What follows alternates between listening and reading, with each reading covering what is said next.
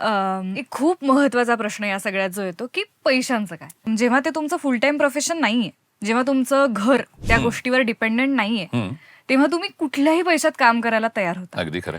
आणि त्याचा परिणाम हा प्रोफेशनल आर्टिस्ट वरती जास्त होतो. नवोदित जी कलाकार आहे, जी शी इज लुकिंग फॉर अपॉर्च्युनिटीज, तिला पैसे कमी मिळाले तरी शी इज ओके, तर ती ते करून टाकते आणि ओव्हरऑल पुढे येणाऱ्या अपॉर्च्युनिटीज या कमी पैशातल्या यायला लागतात.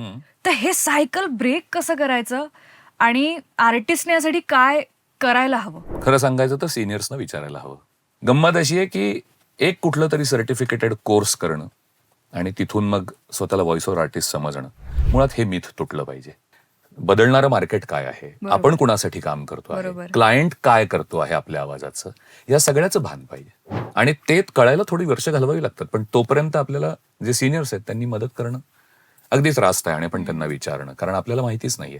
आपण उद्या उठून एखादं 2 रुपयाचं काम जर समजा 2 पैशात केलं तर आपण ओव्हरऑल मार्केट खराब करतोय, ओव्हरऑल सगळी प्रोफेशनचीच किंमत कमी करतोय, दर्जा कमी करतोय. हे लक्षात आलं पाहिजे. आणि विचारण्याला काहीच म्हणजे कमीपणा नाही. तुम्हीच नवीन आहात, सो विचारलं पाहिजे, काही हरकत नाही. मी विचारलंय.